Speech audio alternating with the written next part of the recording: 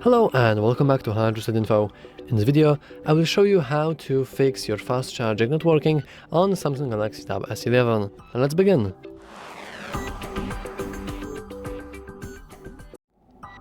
First, you want to head into your settings. Then in the settings, you want to scroll down a little and enter battery. In here, you want to scroll all the way down and head into charging settings. In here, you want to make sure that your fast charging is enabled. However, if you have it enabled and your fast charging is still not working, then there is a very high chance that something will probably go wrong with your battery, or maybe it is already broken. You can check that by going into battery and then battery information.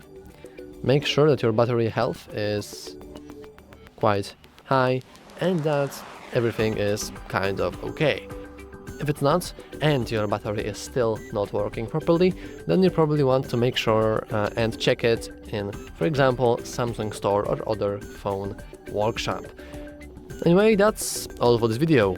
If you found it useful, make sure to leave a like, subscribe, and as always, thanks for watching.